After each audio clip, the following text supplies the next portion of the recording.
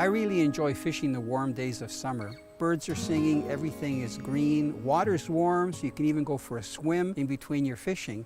But one of the things I love most is using topwater lures, especially for largemouth bass.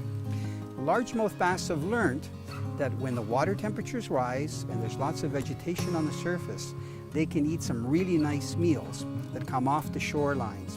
Some of these meals include frogs, large insects that fall into the water, but they also feed on things like small birds that are going from one set of weeds to another. That's the time to use topwater lures to intercept those fish. The Arashi topwalker is one of my favorite lures to use when I'm fishing just off the weeds and out in the open where there's open water areas. I find I can work it slowly, whether straight ahead or with a side-to-side motion, to either draw the fish that are very close to the edge of the weeds where they meet the open water, or intercept the fish that are out in the open, just taking a cruise from one weed bed to the other.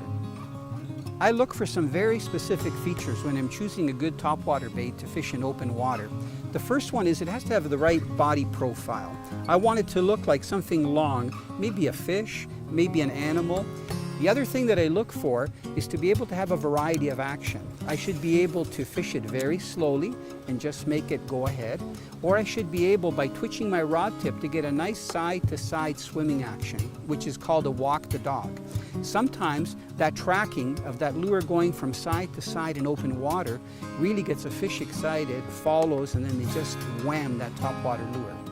When I'm casting the Arashi topwalker to the edge of the weeds, I fish it slower in case there's some fish that are right underneath those weeds. As I start to get out to some of the deeper water, I work it a little bit more aggressively. I want to do a lot of commotion because I know now there really isn't any cover for the fish to hold under, so they're out in the open. So the erratic action draws a fish in sometimes from 10, 15 feet away.